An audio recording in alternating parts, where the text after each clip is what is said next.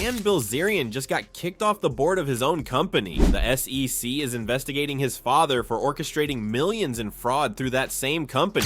And Dan's response? Launching a discount Andrew Tate coaching program called Sigma Society while suing his dad for $50 million. This is the guy who built an empire on Instagram by convincing millions of teenage boys he was living the ultimate life. 30 million followers watched him party on yachts with models, throw cash around like confetti, and act like he had infinite money from crushing billionaires at poker. If you asked a 16-year-old kid, hey man, if you had $100 million, what would you do? Oh dude, I just have bitches around me all the time. I'd be jet skiing. I'd be driving around in Ferraris and private jets. You're living like a life that doesn't even seem real. Except none of it was real. The mansion, rented. The models, paid by his company. The followers, $26,000 bought fake ones. Even the money he claimed came from poker. That's where it gets really ugly, because the moment someone actually looked at the receipts, the entire thing collapsed. And what's underneath is so much worse than anyone expected. Dan Bilzerian wasn't always the muscle-bound, bearded playboy you see today. He was a rich kid from Florida whose dad happened to be a wizard on Wall Street. At least that's what Paul Bilzerian wanted everyone to think. To give this context, really successful businessman, Yeah. And then the newspaper headlines are, and I think this is like the late 80s, he's indicted for like tax and securities fraud. Yeah, I don't know all the charges. It was like, yeah, some 13D violations, stock parking. It was like him and Michael Milken, and they were like the guys that were being made an example of. And Paul wasn't salvaging companies. He was running corporate takeovers, staging stock manipulation schemes, and stealing everything he could before anyone noticed. In 1989, the hammer dropped. 4 years in prison, $62 million in fines. He served 1 year, got out, and has been dodging a civil judgment from the SEC ever since. That tab now sits at over $180 million. He's never paid a cent. we were driving into school, and he just, on the way to school, like he never drove me to school, so I was like, oh, this is kind of odd. And he just, I'm gonna be going away. And I was like, well, what do you mean? He's like, oh, well, we didn't get this appeal. And the whole time he had been telling me like, I'm not going to jail, because it was, in the newspapers, the kids were asking me, so I'd ask him, and he's like, oh no, definitely not. He was always like this crazy, like eternal optimist. Dan watched his dad go to prison, watched the family name get dragged through every newspaper, watched everyone at school find out his father was a con artist. And somewhere in that mess, he learned a valuable lesson. If you're rich and shameless enough, you can sell people anything. Because here's the thing, despite the fraud, despite the prison time, despite owing the government close to $200 million, Paul Bilzerian still managed to set up a trust fund for Dan and his brother Brian. $12 million, ready and waiting for Dan the moment he turned 17. That's the foundation. That's where the self-made poker king story actually starts, with $12 million in dirty money sitting in an account waiting for him to access it. But Dan couldn't just admit that. He needed a better story. He needed something that sounded like he earned it. So he built a myth around poker. High-stakes games with billionaires. 54 million from one guy, 10 million from another. Numbers so big they sound impressive but impossible to verify. And when people started asking questions about where the money really came from, Dan had his answer ready. I gave it all back. I gave it to my brother. Why? I don't know. I didn't need it, didn't want it, didn't care. How satisfying was it to you to know you had the ability to do that? It was. I didn't really think about it, to be honest. It was like not a big deal. I don't know. I was like a weird person. I never wanted something from somebody without being able to kind of reciprocate, I guess. So my dad had lost me some money on some deals, so I just, I took like a little bit from that and gave the rest away. He gave it all back, except actually he took a little. Which version is it, Dan? Because in the span of 30 seconds, he just told two completely different stories. The timeline gives it away. Dan's Instagram empire exploded in 2011. The guns, the girls, the private jets, all of it. And 2011 just happens to be the exact year Dan and his brother got full access to their trust funds. But sure, it was all poker winnings. Dan needed everyone to believe the poker story, because if people knew he inherited millions from his criminal father, the whole fantasy falls apart. You can't be the self-made playboy king if daddy's fraud money paid for everything. So he went on podcasts and told increasingly absurd stories about crushing billionaires in private games, numbers that kept getting bigger every time he opened his mouth. What's the most you've ever won or lost?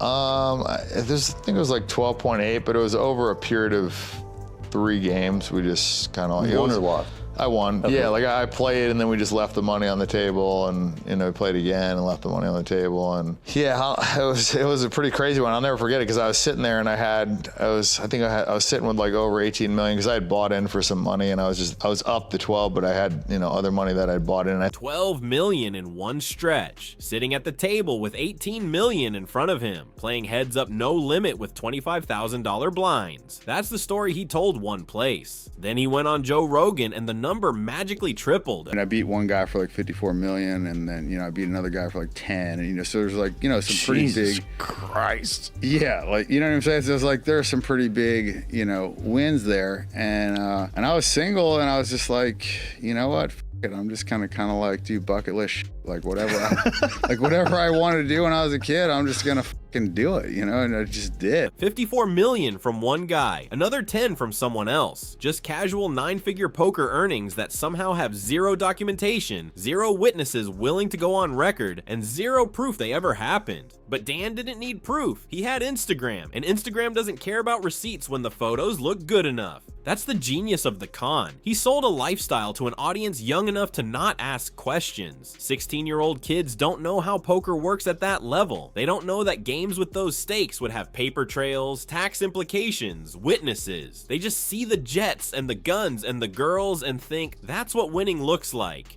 And for years, it worked. Dan became the self-proclaimed king of Instagram, 30 million followers, sponsorship deals, movie cameos. The whole world bought into the fantasy of Dan Bilzerian, the guy who got rich gambling and decided to live like a teenage boy's fever dream. Now it seems normal, as crazy as that sounds. Just been doing it for a while. Normal. He called it normal, like everyone just stumbles into $50 million at a poker table and starts renting yachts. But the cracks were always there. People in the poker world kept questioning his story. High-stakes players who actually knew the game said the numbers didn't make sense. That wins like that would be legendary, talked about, documented, and nobody had ever heard of Dan Bilzerian taking anyone for 50 million. The trust fund timeline kept haunting him. The fact that his rise to fame perfectly coincided with accessing his inheritance. The way his father's financial crimes kept lurking in the background like a neon sign everyone was trying to ignore. And then Ignite happened, and suddenly nobody could ignore it anymore. Ignite was supposed to be Dan's big move into legitimate business, a CBD and vape company trading on his brand, the lifestyle, the image, the aspirational garbage he'd been selling for years, now in product form. And for a while it looked like it might actually work. Then the company went public, and the second real money got involved, the second actual investors started asking questions, everything unraveled. Curtis Heffernan, Ignite's former president, filed a lawsuit in July 2020, and the details in that filing didn't just damage Dan's reputation, they obliterated it. The lawsuit alleged that Ignite burned through cash, paying for Dan's personal playground, $25 million from share proceeds, another $20 million from convertible debt. And where did it go? Not into building the business, into funding the exact lifestyle Dan claimed he paid for himself. The mansion everyone thought he bought for $65 million? I've been inside some of the most incredible mansions in LA, but this 31,000 square foot behemoth in Bel Air is one of the most outrageous homes I've ever been invited to see. Yes, that's a 12-foot waterfall cascading into the infinity pool and a giant outdoor gym on the roof. He reportedly paid a mind-boggling $65 million for this mega mansion, and he invited me over to check it out. Rented. He rented it, and according to the lawsuit, Ignite was helping foot the bill. The models Dan swore he never paid to show up. Pay these girls to come? No. Okay, so That's the big misconception, yeah, I'm right? addressing that on my app. Paid. Ignite covered travel expenses for models. The company was literally funding his Instagram content while Dan went on podcasts lying about it. The followers? $26,000 spent buying fake Instagram followers. The guy selling authenticity was purchasing his own social proof. But it gets worse, because the lawsuit didn't just expose the lifestyle as fake. It revealed that Dan was treating Ignite like his personal ATM, $75,000 on a paintball field, hundreds of thousands on yacht rentals, millions in expenses that had nothing to do with building a business and everything to do with maintaining the illusion. You were using the company as your personal piggy bank, and they Yeah. flagged nearly $1 million of expenses. So this was stuff like yacht rental, London trip, Star Wars set, bed frame, paintball field, vault. In Dan's defense, it was all branding. So a lot of the stuff that he named, I actually paid for. So the yacht, I mean, man, that was like branding. I mean, we had the goat skull front and center in a 300-foot yacht, and I think the yacht rental was like over $1 million, and I, paid for, I want to say 600-ish of it. I mean, Ignite paid for 400. Ignite paid for $400,000 of a yacht rental so Dan could throw a party and call it marketing. He's admitting it, right there. The company paid for his lifestyle, and he's defending it as a business expense. I mean, 300-foot yacht with 30 super hot chicks, it's like, life aspirational stuff, and that was kind of the brand that I was building, was a lifestyle brand. So to me, it was like, man, that made a lot of noise. A lifestyle brand, that's what he called it. As if burning investor money on yachts and models was somehow a legitimate business strategy. The lawsuit kept going. It alleged that the company lost $50 million, that Dan's father Paul was secretly running operations behind the scenes. The same father currently dodging a $180 million judgment from the SEC. The same father who went to prison for corporate fraud. That guy was allegedly pulling strings at Ignite while Dan played pretend CEO on Instagram.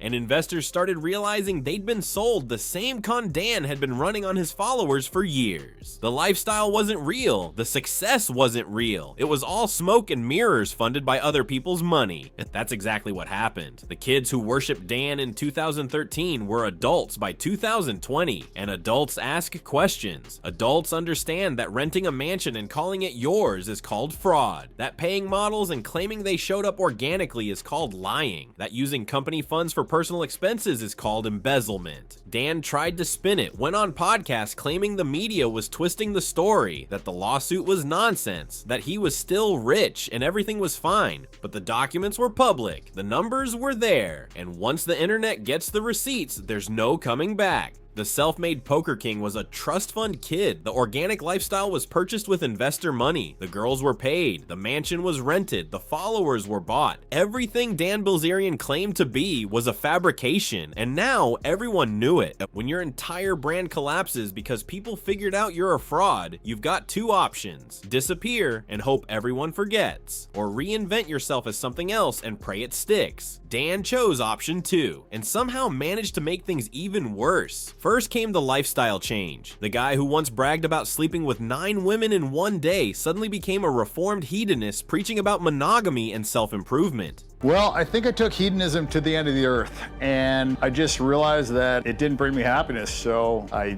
started focusing on things that I like to do and did less of that. I read that you were your peak with the women, for example.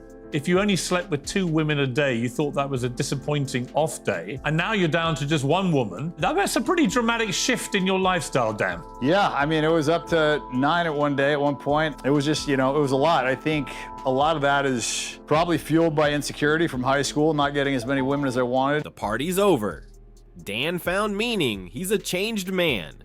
Except nobody was buying the redemption arc from a guy who just got exposed for lying about everything. So he needed a new angle, something that would get attention, something controversial enough to cut through the noise of everyone calling him a fraud. He landed on Israel and went full conspiracy theorist. I don't like a religion that says that they're better than other people. Well, you do. You obviously do. It's blatant. No one watching this will draw any other conclusion. I'm staggered about how brazen you've been. Yeah, I mean, I don't like it when people think they're better than other people. And you see that in Israel, and they're acting like that, and they're treating Palestinians like second-class citizens. They're treating them like subhuman beasts. And it sells that in their Talmud. Dan wasn't just criticizing Israeli policy or the genocide, which would have been reasonable. He went straight into religious conspiracy territory, claiming the Talmud says non-Jews are subhuman, talking about mass murders of Christians, spouting talking points lifted conspiracy theorists, and the media ate it up, because controversy gets clicks. Suddenly Dan was back on podcasts, back in headlines, getting the attention he desperately needed now that nobody cared about his party lifestyle anymore. You can be horrified. I mean, I was horrified to find that they mass murdered Christians. I was horrified to learn the things that they teach in the Talmud. I was horrified that they think that Jesus is burning in shit in hell. This is the guy who couldn't run a CBD company, who got exposed for living a fake life funded by investor money. And now he's positioning himself as some kind of geopolitical truth teller. FBI, bad. Israel, bad. Like, we just take these like blanket statements when in reality, we don't even exactly know what the relationship is. Like, I hear all these people like online, and please believe they're not geopolitical experts at all. They usually yell at OnlyFans girls, and now they're telling me like exactly what happens in the world geopolitically. Like, they've become like, if you're a guy who used to throw parties and play poker, now you know really what the truth is in the world. Andrew Schultz nailed it. Dan went from throwing parties to acting like he cracked the code on global politics, and his new fan base of conspiracy theorists were thrilled to finally have a rich guy validating their conspiracies. But Dan didn't care, because the pivot worked. He was back in interviews, back getting attention, back feeling relevant. Dan thought getting kicked off Ignite's board was rock bottom.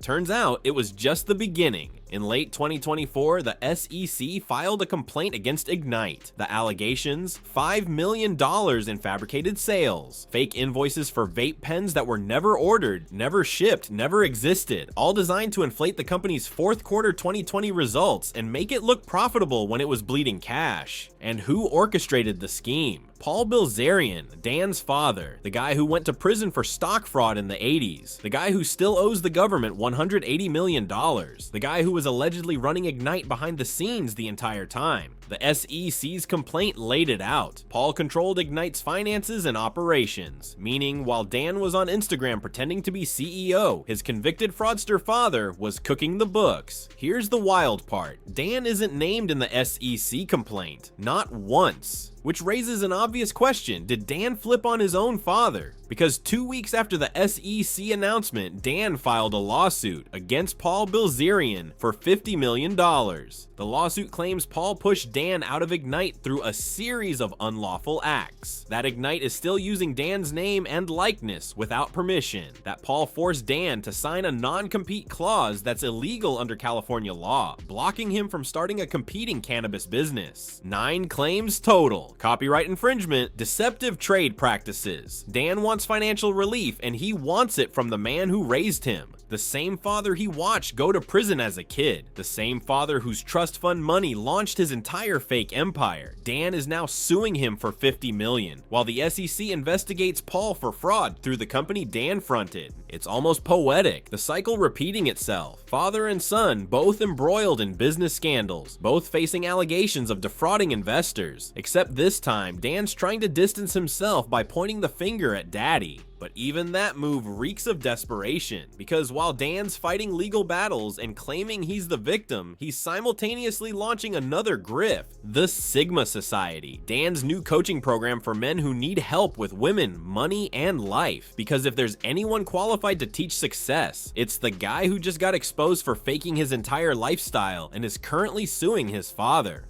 Sigma Society is the guy thing to help them out, give them like the roadmap and help them with just the mistakes that they're making and the bad roadmap. I mean, like I said, I think they have a roadmap that has Canada in the south, and they're, going south and they're trying to get to Canada, and it's not going to happen. So I'm going to give them a correct map. A correct map from Dan Bilzerian, the guy whose map led to investor lawsuits, SEC investigations, and getting kicked off his own company board. And the advice he's selling? Act as if you belong. Act as if you've talked to a bunch of hot girls. If you look at a girl like you don't need her, and you look at her like, maybe she has chlamydia. If you have something cool in your room, take her, show her. I remember one time I asked her if she wanted to go smoke. She's like, yeah, and then we started hooking up, and she was like, where's the weed? I was like, oh, I don't even have any weed. My buddy were having a conversation the other day, and like he was like, I think it's, I was arguing that I think you have a lower chance of getting a serious rejection if you put a girl's hand on your dick than if you go for a kiss. That's what he's teaching. Lie to women, manipulate them, grab them without consent, and call it confidence. This is the guy rebranding himself as a men's coach. And people looked into the Sigma Society website. The booking system claims the next available slot is months away, sold out, in demand. Except if you manipulate the URL, you can book for tomorrow. They're faking scarcity, creating artificial demand to pressure people into signing up. The same playbook Dan used with Ignite. The same playbook his father used on Wall Street. Manufacture an illusion, sell it to people who don't know better, and cash out before anyone realizes it's fake. Money gives people big ego, man, and usually people that have had, a lot of success are, competitive.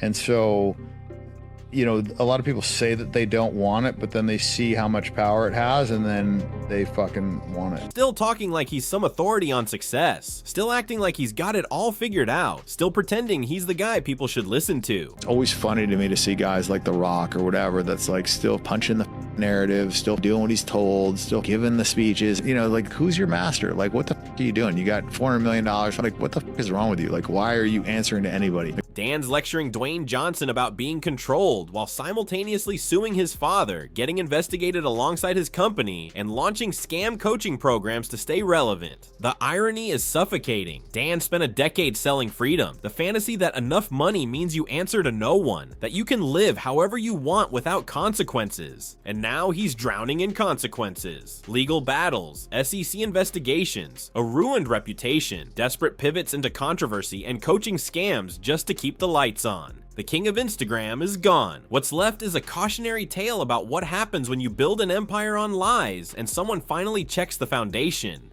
Dan Bilzerian sold millions of young men a fantasy. The ultimate life, infinite money, infinite women, infinite freedom, no rules, no consequences, just winning. And every single piece of it was a lie. The poker winnings never happened. He inherited $12 million from his father's fraud schemes and accessed it the exact year his Instagram fame exploded. The mansion, rented with company money. The models, paid by Ignite while Dan went on podcasts claiming they showed up because they wanted to. Followers, bought. $26,000 for fake social proof. The lifestyle brand he built his entire identity around, funded by investor cash that his father allegedly helped steal through fabricated sales reports. Dan wasn't self-made. He was his father's son, another Bilzerian running another con. Except this time, the SEC is investigating the company. Dan's suing his own father for $50 million, and the audience that made him famous grew up and realized they were worshiping a fraud. Well, I think I took hedonism to the end of the earth,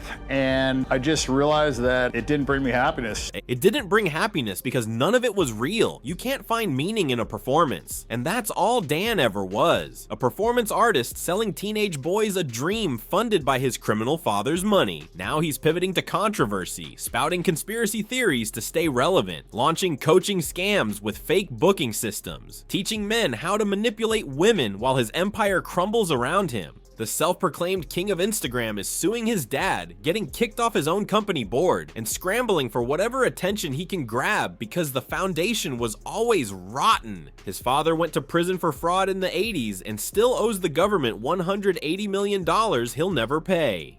Now that same father is being investigated by the SEC for fraud through Dan's company, and Dan's running the exact same playbook, manufacturing illusions, selling fantasies, taking money from people who don't know any better. The cycle didn't break, it just found a new platform. Dan Bilzerian's empire didn't collapse. It was never built. It was rented, borrowed, and stolen. And when the receipts finally surfaced, everyone saw what was always there. A rich kid with his father's money and his father's morals, selling a lie to an audience that finally stopped buying it.